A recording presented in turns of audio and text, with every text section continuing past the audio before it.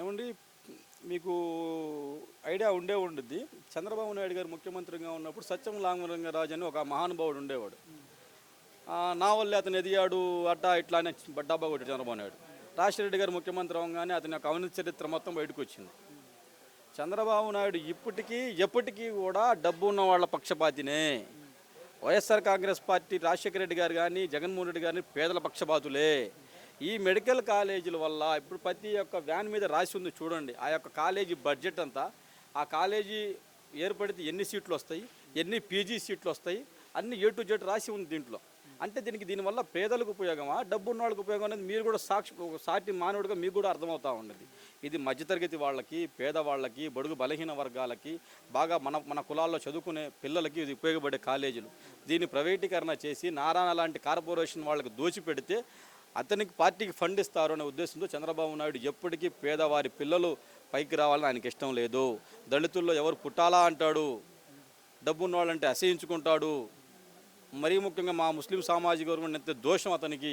ఇటువంటి దౌర్భాగ్యుడు రాబోయే రోజుల్లో అన్ని కులాలు అన్ని మతాలు ఏకమై జగనన్న సీన్ సిద్ధంగా ఉన్నారు. అంటే ఎకరం రూపాయికే ఇస్తున్నారని చెప్పేసి ఒక ఆరోపణలు వస్తున్నాయి. అంటే 500 రూపాయలకి ఒక కాలేజీ వస్తుందంటారు. అవును, ఇప్పుడు లూలు ఉన్నాడు. లూలు ఎవరు? అతను ముస్లిమే. నేను ముస్లిం, నా పేరు షేక్ ఇమామ్ హుస్సేన్. నేను అడుగుతా ఉన్నా, లూలుకి ఎందుకు ఇవ్వాలి? అదేమంటే జగన్మోహన్ రెడ్డి గవర్నమెంట్లో లూలుని తరిమి కొట్టారు. అరే భయ్, ఎన్నో పారిశ్రామిక జగన్మోహన్ రెడ్డి గవర్నమెంట్లో వచ్చినాయి. ఇలా ఎలా తీసుకుంటారు ఒక ముఖ్యమంత్రి?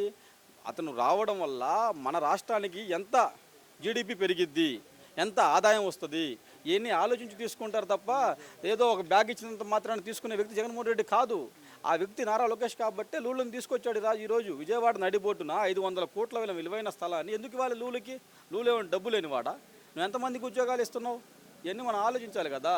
వీళ్ళ విషయం అంతా, వీళ్ళ జ్ఞానం అంతా దోపిడీ, దౌర్జన్యము, వీళ్ళు డబ్బులు సంపాదించే విధానము తప్ప రెండోది లేదు. వీళ్ళ విధానమే దోచుకునే విధానము, వీళ్ళ విధానమే కార్పొరేట్ విధానము. మరలా జగన్మోహన్ రెడ్డి గారు వస్తేనే మా బడుగు బలహీన వర్గాల వాళ్ళు బాగుపడతారన్న విషయం రాష్ట్ర ప్రజలు ఆలోచిస్తూ ఉన్నారు, గమనిస్తూ ఉన్నారు. తగిన బుద్ధి చెప్పడానికి కూడా సిద్ధంగా ఉన్నారు. వర్షం వల్ల పంటలు ఇబ్బంది పడ్డారు, వాళ్ళకి ఎటువంటి నష్టపరిహారం రాలేదు. పవన్ కళ్యాణ్ గారు వెళ్ళినా కూడా దీన్ని ఎలా చూడాలి? ఒక్క విషయం సార్, ఇప్పుడు చంద్రబాబు నాయుడు కానీ ఆయన కొడుకు కానీ టీడీపీ నాయకులు కానీ జగన్మోహన్ రెడ్డికి ఉన్న ప్రజా బలాన్ని ఎదురించి నిలబడలేక పవన్ కళ్యాణ్ అనే ఒక వ్యక్తిని అడ్డం పెట్టుకుని గెలిచినంత వరకు అతని యొక్క పేరు జపం చేశారు. ఎప్పుడైతే చంద్రబాబు నాయుడు ముఖ్యమంత్రి అయినాడో, ఆయన కొడుకు మంత్రి అయినాడో, ఇంకా పవన్ కళ్యాణ్ని సినిమా హీరోగా చూస్తూ ఉన్నారు. వాళ్ళు సినిమా హీరోగా చూస్తూ ఉన్నారు. అందుకని పాపం ఆయనది ఏమీ లేదండి. ఆల్రెడీ వాళ్ళ సామాజిక వర్గం ప్రజలు కానీ అభిమానులు కానీ అంతా మెగా తెలుసుకున్నారు. ఇది పప్పు, ఇది ఏం ఉపయోగం లేదని. ఇప్పటికి కూడా పవన్ కళ్యాణ్ అభిమానులు జనసేన వైపే ఉన్నారు అనేది కూడా వాళ్ళు అంటున్నారు కదా, కాపు కులం వాళ్ళు. అది నేను అన్నానంటే మీరు నమ్మకపోవచ్చు, వేరే వాళ్ళు నమ్మకపోవచ్చు. సాక్షాత్తు వాళ్ళ జనసేన ఎమ్మెల్యే, ఆయన పేరు తాడేపల్లిగూడెం ఎమ్మెల్యే చెప్తా ఉన్నాడు కదా. ఆయన చెప్తా ఉన్నాడు, నేను టీవీలో ఏబిఎన్లో చెప్తా ఉన్నాడు, మా కార్యకర్తలు, మా నాయకులు జనసేన పోటీ చేయని నియోజకవర్గాల్లో రేపు వైసీపీకి మద్దతు ఇస్తారు మా వాళ్ళు. ఎందుకు ఇస్తారంటే టీడీపీలో ఇప్పుడున్న ప్రస్తుత ఎమ్మెల్యేలు మా యొక్క క్యాడర్ని, మా యొక్క వర్గాన్ని ప్రోత్సహించడం లేదు, తొక్కేస్తున్నారు అనే భావాన్ని ఆయన చెప్తా ఉన్నాడు. సాక్షాత్తు ఇదే కదా నిదర్శనం. ఇంకో నిదర్శనం కావాలి మీకు? రాబోయే రోజుల్లో జగనన్న మరలా సీఎం కాబోతా ఉన్నాడు. వీళ్ళు ఒక దుష్ప్రచారాన్ని చేయలేని, మేము చేసిందని చెప్పుకోలేకపోయినాం. వీళ్ళు చేస్తామన్నది కూడా చేయలేకుండా అది వాస్తవం ఎప్పటికీ తెలిసినప్పటికీ కూడా చేస్తామని భ్రమణ కలిగించినారు. రాజమౌళి సిట్టింగ్ని వేసినారు వీళ్ళు, అంతే తప్ప రెండోది లేదు. ప్రజలు ఆల్రెడీ గ్రహించారు. 2 ఏళ్ళు అయ్యింది. ఒకే ఒక విషయం చెప్తాను నేను. జగన్మోహన్ రెడ్డి గారు అధికారం దిగేటప్పుడు ఒడ్డు బస్తా 2,000 ఉంది, మినుము బస్తా 9,000 ఉంది. జగన్మోహన్ రెడ్డి గారు దిగిపోయిన చంద్రబాబు నాయుడు ఎక్కినాడు.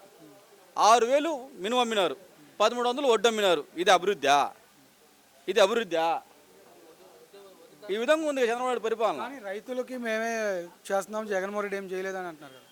ఆయనే అన్నారు చంద్రబాబు నాయుడు. చిన్న ఎగ్జాంపుల్ అండి దానికి. జగన్మోహన్ రెడ్డి గారి పరిపాలన 5 ఏళ్ల పరిపాలనలో 2 ఏళ్ళు కరోనా కింద పోయింది, 3 ఏళ్ళు ఆయన పరిపాలించింది. ఆయన పరిపాలనలో రైతులకు ఎంత అమౌంట్ వేసారో స్పష్టంగా ఆర్బీఐ నిధి ప్రకారం లెక్కలు ఉంటాయి. ఈ 2 ఏళ్ళు రైతులకు ఎంత అందరికీ తెలుసు.